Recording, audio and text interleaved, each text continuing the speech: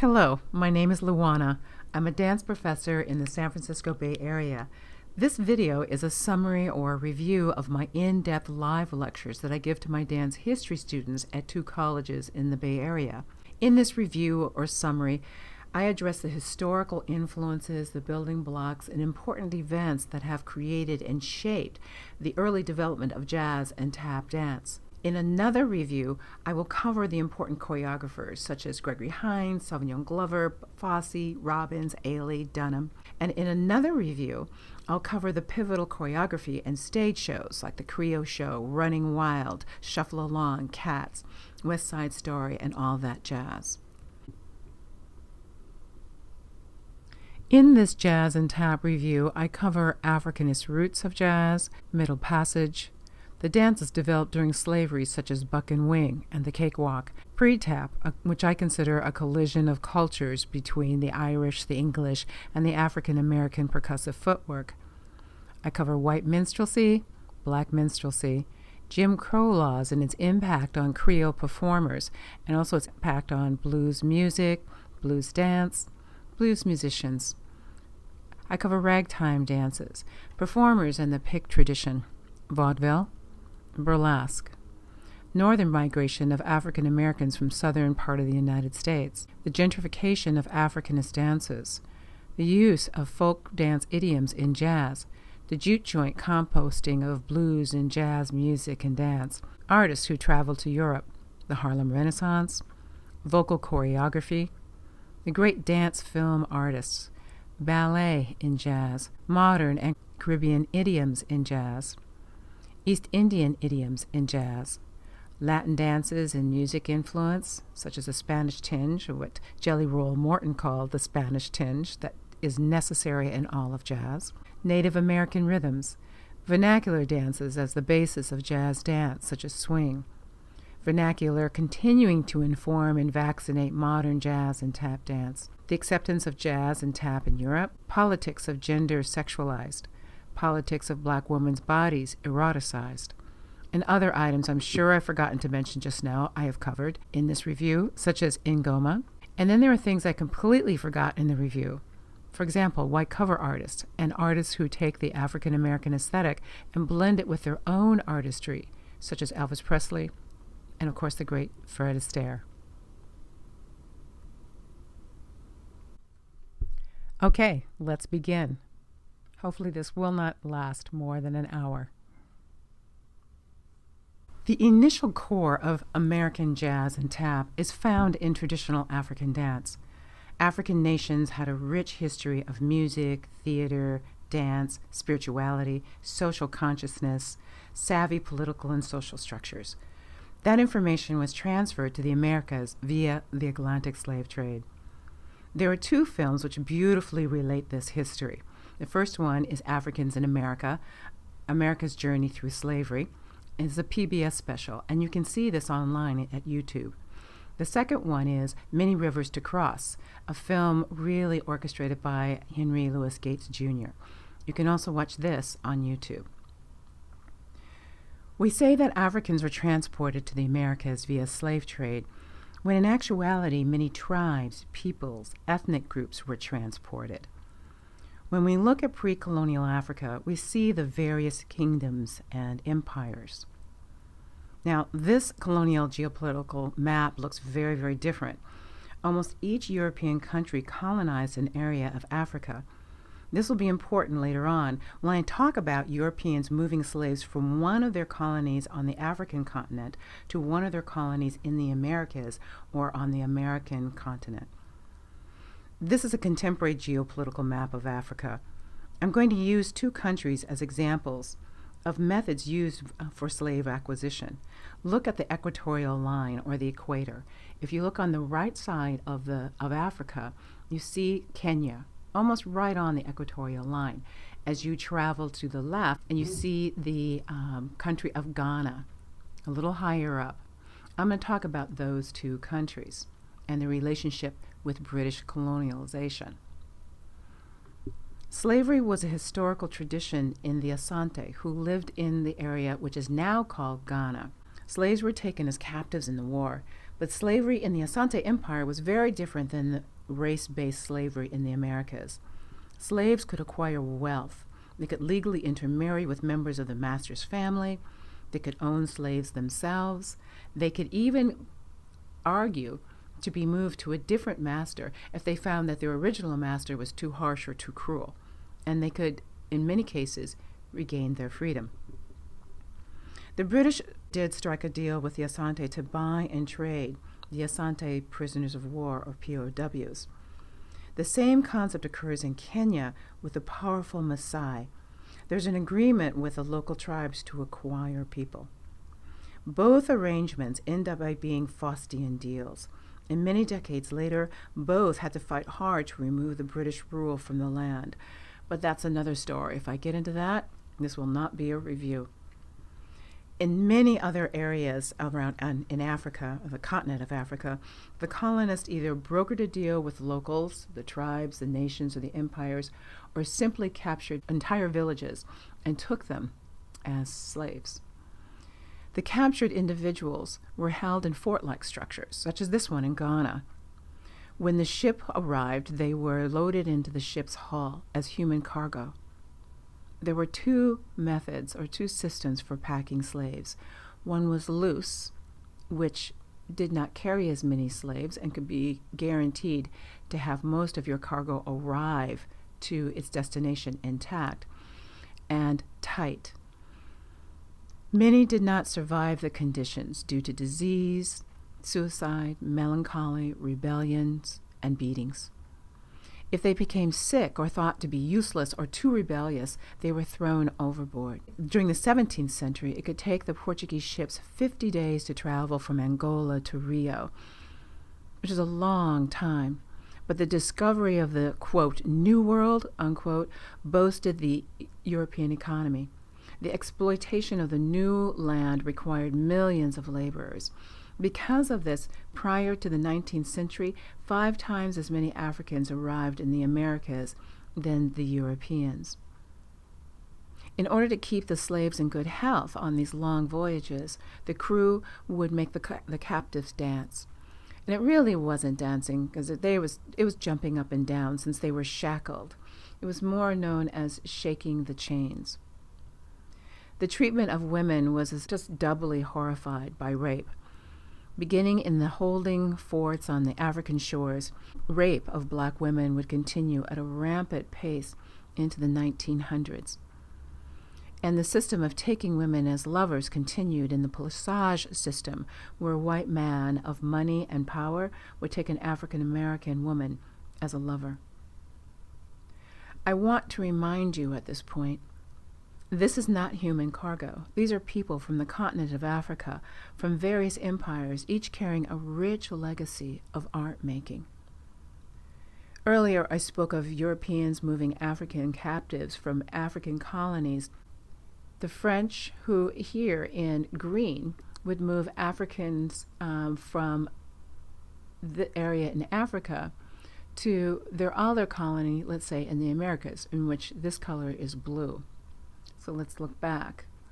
Britain, which is in pink, would move captives from their areas in Africa to the sort of the pink mauve areas here in what would become the United States. Various European countries colonized these different islands, and they would bring Africans from Africa to these areas, their colonies here in the Caribbean, and the same thing happened in South America.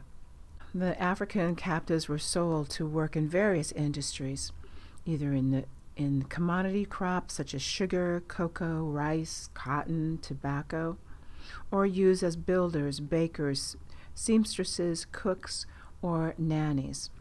They did a lot of domestic work, including nursing. And this is a woman who probably had to give up her own children, but she continued to nurse the white master's baby. This happened frequently, especially in the South. Wherever they settled, these Americans, free or not, they developed a way of living that kept the most important aspects of their prior life, aspects we benefit from today. The role of dance and music in their everyday life is only one. This dance is called the chica, and it's danced on many, many islands in the Caribbean. Here it's Martinique. Here is Saint Dominique, which is the French side of Hispaniola, which was Dominican Republic and Haiti. The chica is a flirtatious couples dance, as is the calinda, or in Spanish it's spelled Calenda, the calinda in the Caribbean. It is a couples dance. It's a flirtatious dance. Originally, from what I read, it was also a stick fighting dance that was banned, but it continued on in this formation as a flirtatious couples dance for many, many, many, many decades. I said that the stick fighting dance or version of the calinda was banned, but there are many dances that did continue that had a very vigorous and emboldening property to them. The dance of Petro, performed in what would become Haiti, was used to stimulate the spirit of rebellion in the people and actually helped the Haitians free themselves from the French. Regardless of the cultural or religious beliefs of the slave trade, of the slavers owning the slaves, dance and music remained an important retained value for the African Americans in this country. Where and historically when African and African American slaves lived made a large difference in how much they could practice their dances and their musical forms. Typically, the French and the Spanish and Dutch were more lenient than the Protestant sensibilities of the British. Depending on where they lived, free blacks could move around and visit each other. There were slave stories telling of dancing into the night. As a side note, there were many individuals who were free, and they were free from different processes. One is that they had served their time. Early slavery in the Americas usually was a termed time period. They could serve 15, 20, 25 years. After that point, they were set free. Later on, slavery changed, of course, and it was you were a slave for life. But early on, you could gain your freedom. You could also gain your freedom by escaping. You could also become free by manumission. And this is where a slave would have a personal relationship with their owner. Either they were the manservant, or they were the lady servant, or they were the lover, and the slave owner freed the slaves. Here is an example of a lady being carried by her freed slaves. This is in Brazil in 1860. Manumission is the concept. Once freed in the United States, many traveled to the northern part of the country. And I put this in here because I've been in New York for so many years training there, and I've passed through Washington Square Park many, many times. Originally, Washington Square Park was called Land of the Blacks, and this is where African Americans could settle. Further up, of course, on Manhattan, European Americans settled. But in this lower part, in Washington Square, this is where the African Americans settled. Back to the types of dance. There's the ring shout that allowed individuals, African Americans, to embody their spiritual worship in an environment that considered dance suspect or the work of the devil. In class, we saw the film of the ring shout. We also saw a film of the buzzard loop, and that was shot by Bess Lomax Hawes. The buzzard loop is an imitation dance, which is a style of performance that is still alive in the 20th and 21st century. If we think back to our social dances like the funky chicken, the butterfly, and the bird, these are all imitation dances. I talked in depth about the buzzard loop and the meaning of the buzzard loop dance, so refer to your notes from class. It's, as I said, it's an imitation dance, and here's an imitation dance by Asadara Defora called Ostrich, but it's a theatricalized or concertized dance. Back to the dances during the 1800s. There's lots of early Africanist dance forms that I haven't talked about yet. The buck and wing is one of those. And we saw Tommy DeFrance talk about the buck, wing, and jig dances. We saw that on film. We also saw his film on black social dances, which includes the buck and wing breakdown. This is another show of an individual doing the breakdown in the 1860s. It's a very famous dance, a popular dance was the breakdown. Now, slave owners made money not just by selling the commodity of slave labor, they also sold slaves, and they made money in their investments. And they would throw very large, elaborate parties. African Americans saw these parties, worked these parties, and they would come back and pretend that they were these individuals, and it was a form of mockery. Here's a shot of an early dance hall in which European Americans are at this party and they're dancing, and you see the African American performer there, the person who's playing the instrument. Many times they would be the servants. This dance I'm talking about was born on southern plantations in the 1800s. During the Saturday night dances, slaves would exaggerately mock the stiff and pretentious and pompous way that they had seen their white Europeans dancing. The dance held layers of meaning, a celebration and release for African Americans, and also a veiled parody and mockery at white masters. For the masters who looked at the dance, this was an innocent amusement danced by slaves who really couldn't dance any better. And I put that last part in quotes. The exaggeration, inherent competition, and theatricality of the dance naturally led to more formal competitions set up by white masters. Around 1870, the cakewalk was used as a theatrical material on the minstrel stage. By the late 1890s, it was an entertainment institution, with prizes being more than a cake: gold watches, pianos, silver watches, sewing machines. In 1903, there's a play called Indaome, which was written and produced by Williams and Walker, in which the cakewalk was a featured dance and became an international craze. The interesting point of the cakewalk is that it did not stay in the Black American community. White Americans and Europeans wanted to dance this dance for many, many reasons. And if I get into that, this will not be a summary, so I'm trying to keep this as a summary. Here is classes, an advertisement for a class of the cakewalk in France. Collision of cultures will give us a specific dance form called, what will be called, tap. It's really the cohabitation and early exchange between 3 or 4 different cultures: the Irish jig, the Scottish dance forms, the Africanist jig and juba, percussive footwork, and the British Lancashire clog. It will culminate in just a few men, the mastery of all these forms. William Henry Lane, also known as Master Juba, and also John Diamond. Master Juba and John Diamond will transform the stage with their performances. Minstrelsy. Minstrelsy is a form of variety entertainment, and it starts with European Americans imitating or impersonating or pretending to be African Americans in show performance.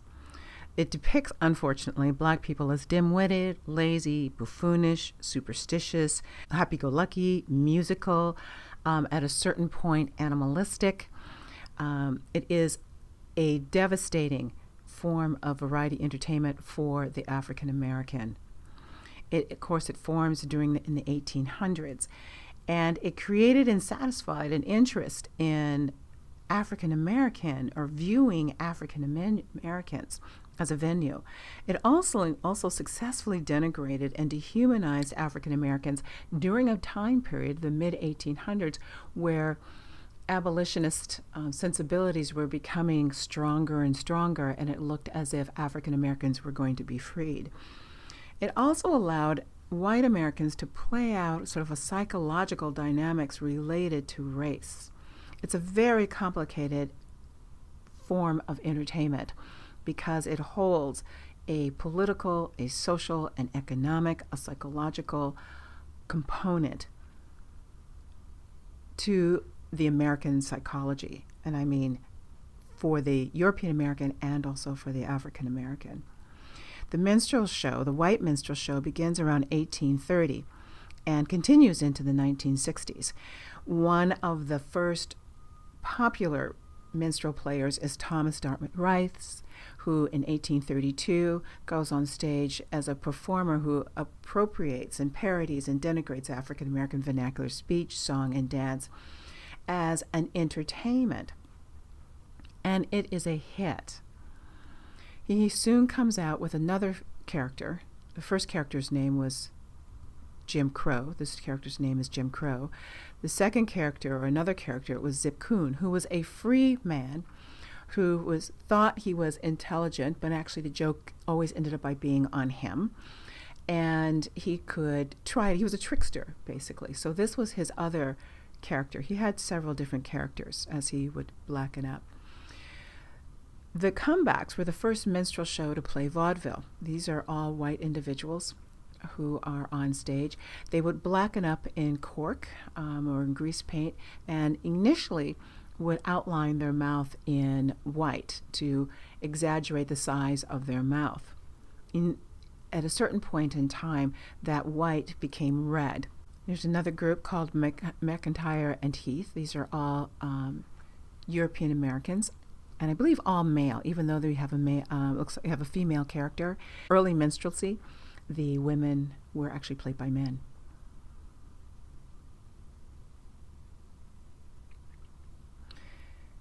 Pal Surrenders toured England, and it was one of the few times in which an African American played with the European American players, and that was William Henry Lane, or Master Juba, also known as Boz's Juba. Boz is a nickname for Charles Dickens.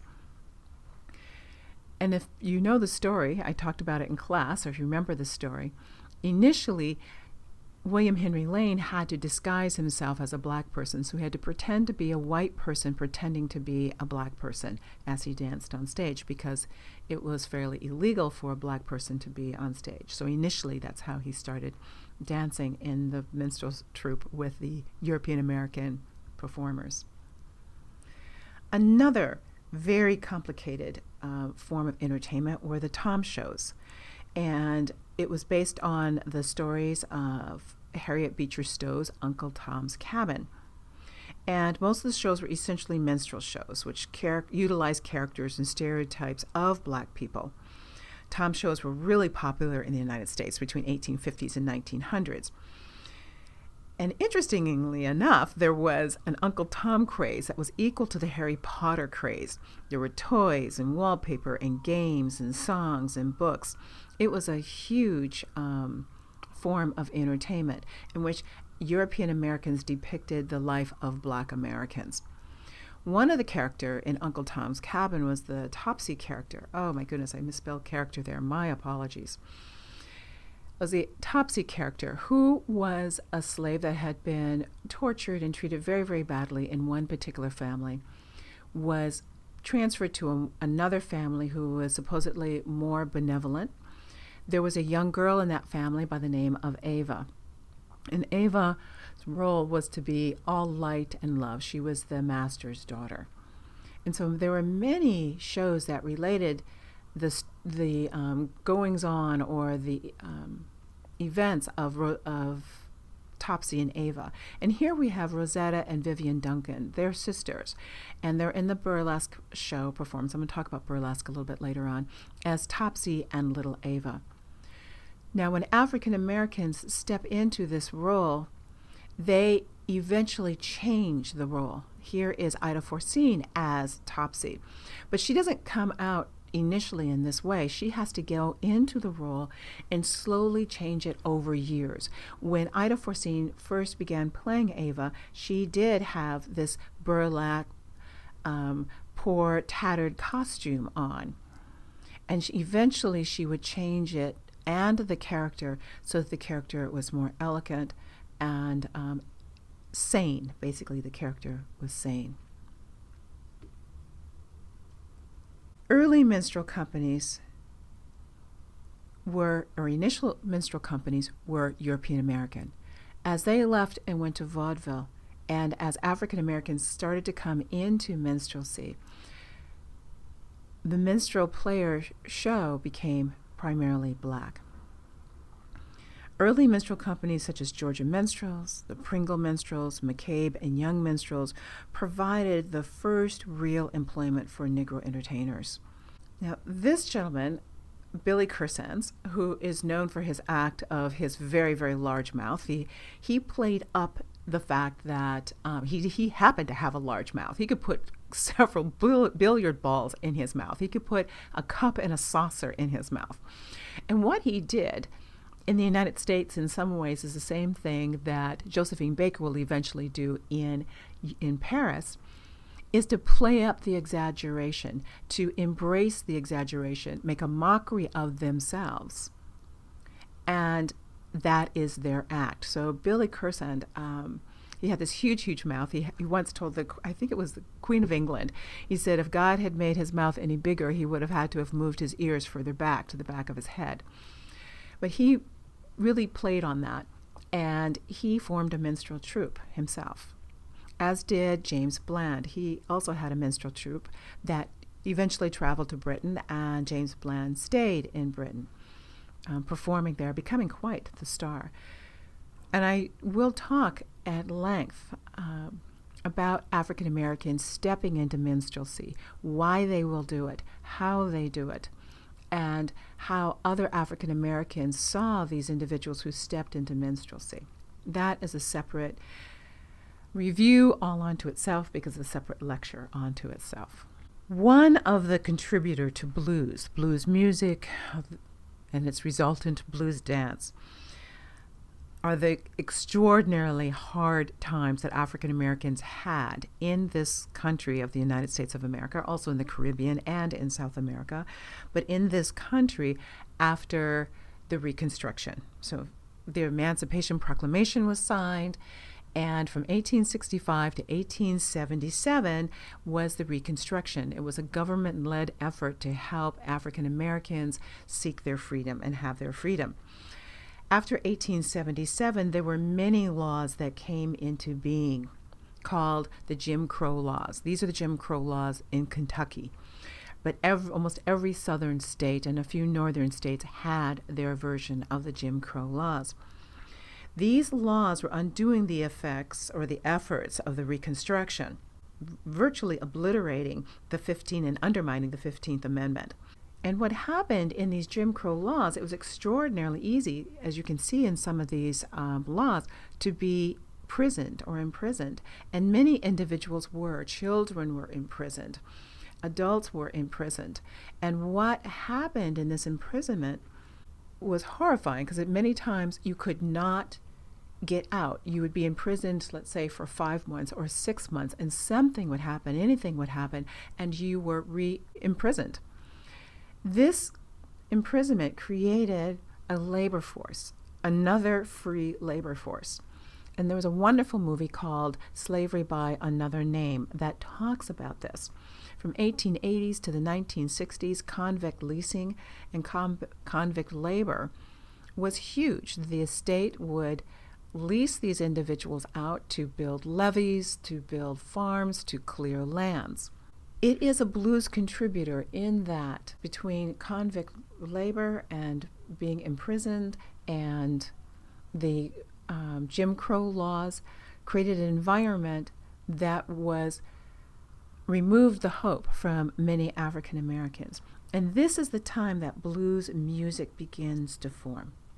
Another aspect related to Jim Crow laws is the grandfather clause. The grandfather clause forbid anyone to vote if their grandfather had been a slave. That's actually what the original meaning of the grandfather clause. It too undermined the 15th Amendment. What you have here are Creoles who had embraced or enjoyed the privileges of their European heritage were now thrust with all Negroes, and Creole musicians and performers and dancers who had developed their classical training after 1898 brought that training to the music of the blues, to the dance forms. which incorporated the spirituality. That happened for all of these individuals. I haven't even begun to talk about the impact of musical forms on jazz dance and tap dance. It is profound because they are one. Remember in class how I talked about African American aesthetic tenets, and that one of them being Ngoma, Ngoma, and Ngoma is the concept that music and dance is one. They are not. It's not like music and dance. It's music dance. It's one concept. And in the African American, from the moment that landed on shores until today, those two ride together. So the fact that I haven't talked about the development of jazz music and jazz dance together, it doesn't mean it didn't go together. It is absolutely married. So we have very many types of musical forms that feed into jazz. Of course, the New Orleans funeral jazz band, or the New Orleans sound, definitely feeds into it. What we're going to have later on, a different New Orleans sound, which is going to be ragtime with Scott Joplin. Joe King Oliver, his playing in the New Orleans area definitely affected individuals like Louis Armstrong. In fact, Louis Armstrong was his protege. Now, dances, there are several different dances that are going to come out with this music, ragtime dances. Ragging, just kind of, if you don't know, ragging is syncopating the marches like from John Philip Sousa. The dances come out are the turkey trot, the bunny hug, the grizzly bear, which is right here, the chicken scratch, and continued on with the cakewalk and the fox trot.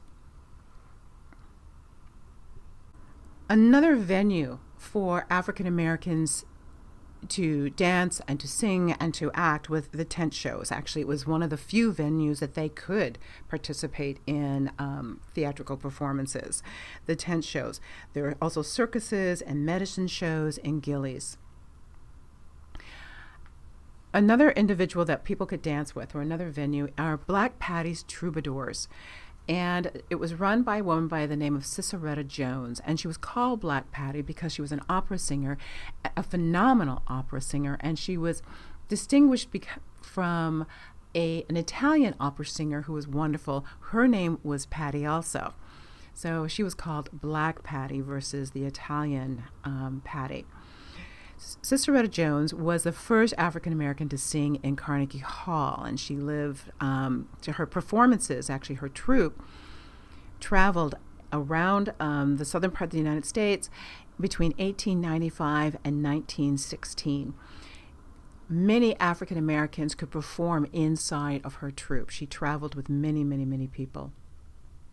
Another group that traveled were the Whitman sisters, Mabel, Essie, who sang like Ray Charles, Alberta, and Alice. And their biggest traveling time was between 1890s and 1930s. They were the biggest, the flashiest shows in the vaudeville circuit, and they played with identity. They toured with many, many individuals who had become great performers themselves, like Count Basie, Bill Robinson, Ethel Waters. Now, this is Alberta during one of her performances as Bert, performing as a male. They really played with identity. I talk about that in the lectures, not only male and female identity, but also black and white identity. As you can see, they're very light-skinned. And at first, individuals would think that they were European American, and then they would black it up, and then they would think that they were African American. And then they'd have an African American male with what would seem like white female on the stage. Really caused an uproar and challenged people's idea of race and also of gender. Now I'm going to go on to another tradition, which is the pick tradition, or the pickaninny dancers. There are performers such as Dora Dean and Belle Davis. They all participated. They're African Americans. They participated in the pickaninny tradition, which is a dance style that was of young performers who danced with them. These two gentlemen on either side, they'd be called pickaninnies or picks. They're child performers. And their performances, if you kind of think about it, are very, very much like the street formers or the hip-hoppers that we see today. There was a lot of snake movements, legomania, vigorous movements, a lot of movements from the hip down. Reminds me a lot of the 2000 style hip-hop. Louis Douglas was a very, very famous pick. He became a phenomenal choreographer and dancer in Paris, working with the great Josephine Baker. The vaudeville traditions. Vaudeville was a variety show. It lasted basically between 1880s and 1930s. It was kind of like the Ed Sullivan Show, the Carol Burnett Show, the Tonight Show, Star Search, or America's Got Talent. It was, they said, it was a variety. There were animal shows inside of it. Burt Williams performed inside of it. Flamenco, many flamenco and tango dancers were inside of vaudeville. This is a late vaudeville act here with African Americans. As you can see, one individual or two individuals are still have the minstrel mask on. Ernest Brown, who is wonderful, wonderful tapper, and his partner Charles Cook were part of vaudeville, as was Bill Bojangles Robinson. He was a student of Rustis Brown, King Rustis Brown. The Theater Owners Booking Association was an organization that hired African American performers and booked them in southern states and in some northern states. It was black-owned and also white-owned and operated organization. Many performers played in this circuit. Fletcher Henderson, Eubie Blake, and Noble Sissel, who would write later on Shuffle Along. Earl Snake Hips Tucker, the great Josephine Baker, prior to her work in Shuffle Along, and also Chocolate Dandies. Okay, first of all, I have to speed up this review. It will last 5 hours if I don't. Basically, I am talking about the historical events and dances that contribute to jazz dance. Right now, I am in the area of venues, different venues in which individuals would perform. I'm going to quickly go through this at this point. So we have burlesque. There's a woman by the name of Lydia Thompson who brought Victorian burlesque to the Americas in 1868. And when we look at the work of Jack Cole, Bob Fosse, who have this continued teasing sex play in their work, we see that the evidence of burlesque still exists today. It was a variety of, the burlesque was a variety show, but featured parody, comedy, female striptease. And a lot of people think of, when they think of burlesque, they think of the story of Gypsy Rose Lee, if you know her, and her sister June. Well, actually, they were in vaudeville together, and Gypsy Rose Lee ended by going into burlesque. She brought a completely different sensibility. She used humor and wit, not so much the hurdy-gurdy, bump and grind sensibilities. There was another artist by the name, a black woman by the name of Madame Saji, who played in burlesque. Her work is very elegant and sensuous and classy and glamorous, and there are several films of her dancing. Reminds me of the blues dancing that becomes popular in the 1940s and 50s. Another aspect that's really important to jazz dance is migration. The great migration from the South of African Americans between 1910 and 1970, millions of African Americans migrated to the North. When they did that, they many times would call back to the South for musicians to come up and play. Not this particular gentleman, but this is a block party in Harlem, but individuals like Joe King Oliver. They would call these individuals to come up. Many of them played in areas, this is Joe King Oliver Band. Many of them played in District Storyville, which was established in 1897 by an alderman by the name of Sidney Story. There were bordellos and brothels, like Lulu White's Mahogany Hall of District Storyville, which was one of the most lavish of the brothels. It had 4 floors, 5 parlors, 15 bedrooms, with attached bathrooms with hot and cold running water, which is a big deal. Now, District Storyville closed in 1917, and the individual musicians were then spread around the United States, Kansas City, Memphis, New York, Chicago. But prior to that, they were in this District Storyville. In each one of these parlors, there are 5 parlors, and there's only one of the brothels in District Storyville. There were many.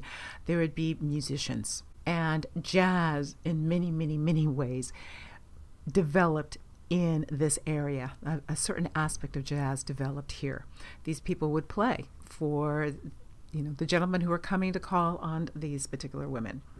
The next thing I'm going to talk about are people who bridge vernacular dances into the mainstream.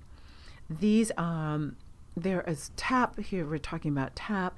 Tap, of course, is a form of dance that comes from African American, the blending of African American, Irish American, and English Lancashire clogging, but really kind of develops within the Black community.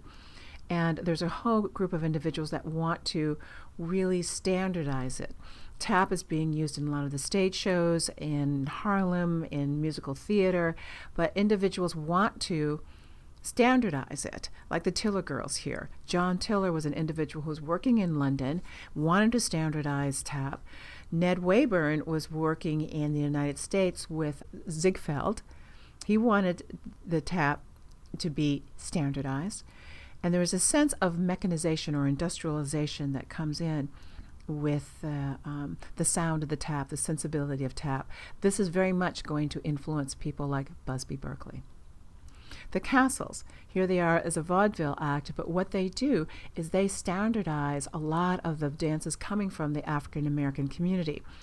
These two individuals who were New York socialites really thought that New Yorkers or young individuals were wanting to participate in these African-based dances, and they wanted to standardize, they wanted to gentrify these dances, and they called upon the Castles to do this.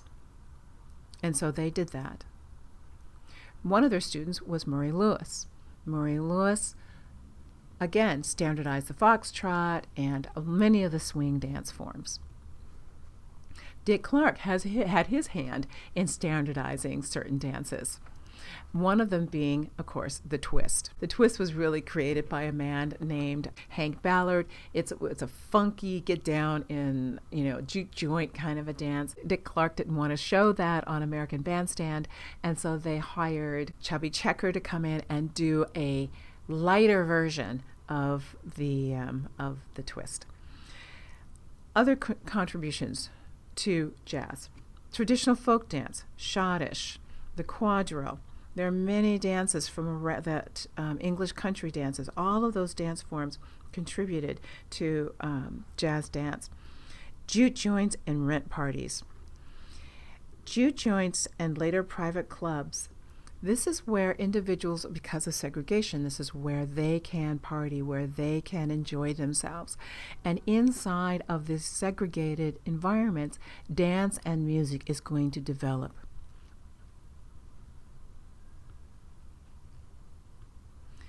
There are urban environments that are very much like the rural jute joints.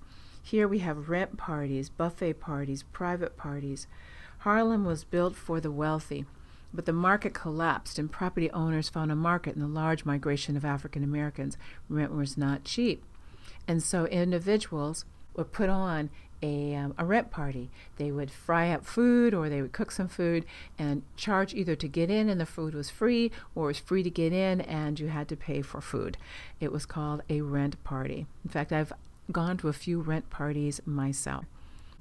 Blues dancing that went on in these jute joints and rent parties. Barrel House is a performance by Katherine Dunham that talks about the jute joint, talks about the dance forms, talks about the sensibility in these rent parties, and it's an aspect of blues dance.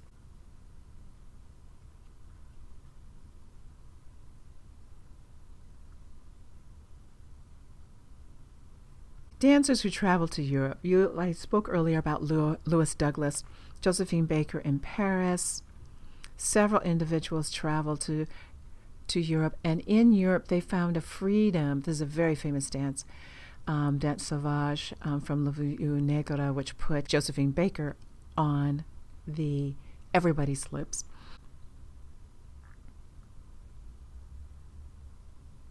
Harlem Renaissance is a chorus line.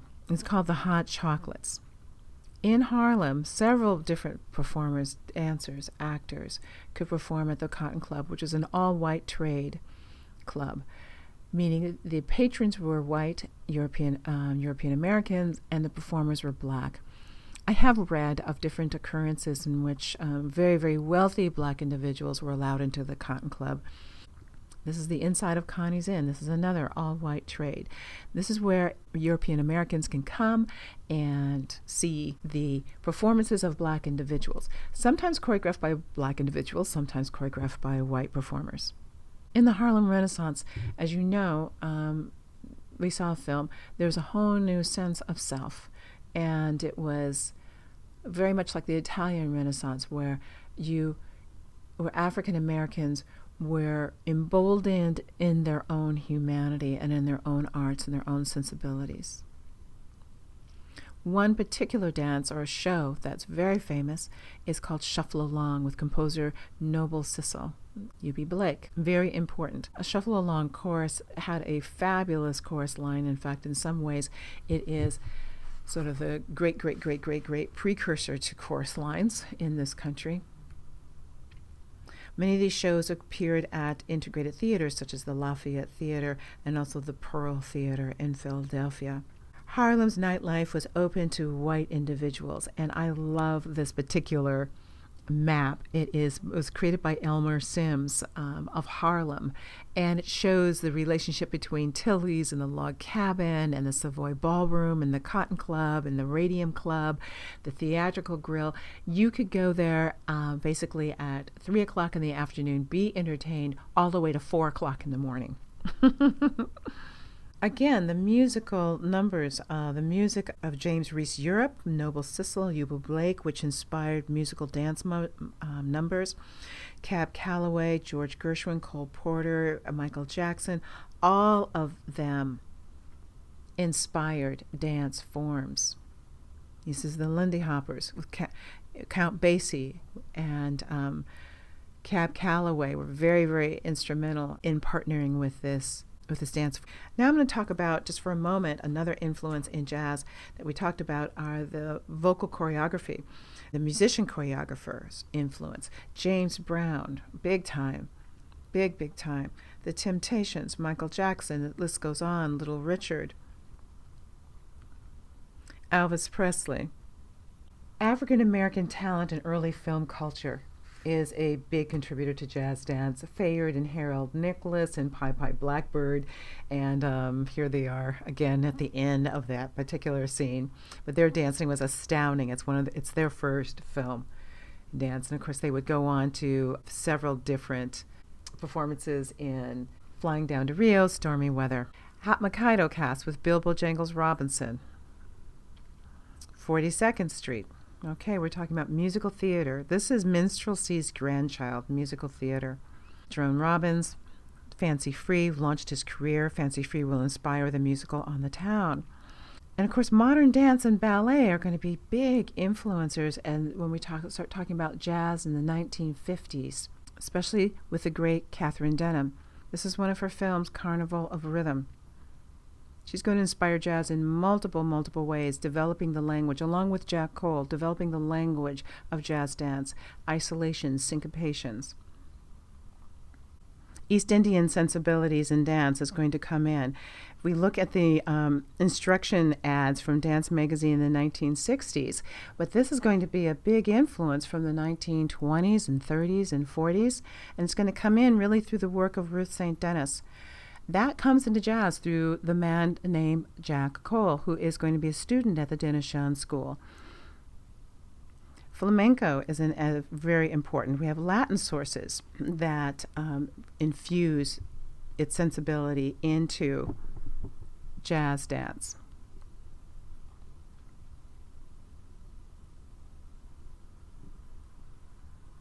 This is Brazil, the sacred dances of Brazil, the carnival dances of Brazil. Tango. You cannot dance in a country that is imbued with the sensibilities of the first tribe and not have it leak into the original dances that come out of this country, like jazz and like tap. Especially since many of the African Americans aligned themselves and married into families and tribes. The Black Seminole are one.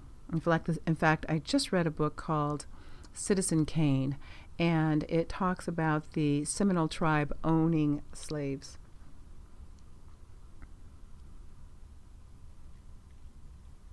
I have to really speed this part up because I'm running behind here in this review. Throughout history, the vernacular social dance elements and movement idioms are very, very present, from the cakewalk and the dances in Congo Square to the latest steps of the Black Bottom and the swing dancers. Social dance continues vernacular dance to inform the theatrical and the concert dance.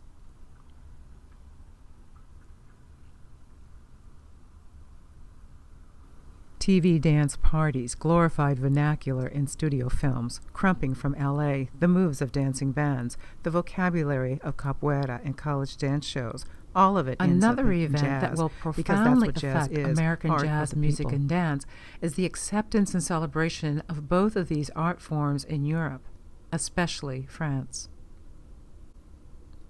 Politics of gender, politics of eroticism, and the objectification and commodification of women and sex. Between World War I and World War II, there was a profound shift in what was deemed appropriate public behavior.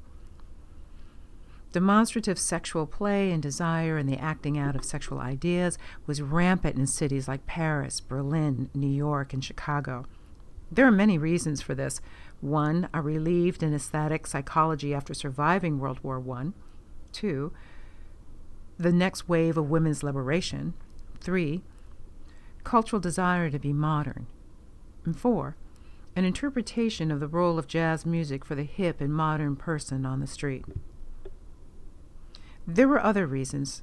One thing is clear. Women were fetishized in a different way. Gone is the wholesome, quietly seductive, and voluptuous Ziegfeld woman. The new Ziegfeld woman is sexually erotic and nude. Add to this interwar temperament the politics of the exotic, erotic black body. This temperament, paired with the virtuosic and charismatic dancer, and you arrive to the success of Harlem Chorus Lines and Josephine Baker. Many scholars have discussed the clear marketing of the stereotyped black woman's sexuality. This plays with the fact that for hundreds of years in the United States during slavery, black women's bodies were sexually available, specifically to white men of means.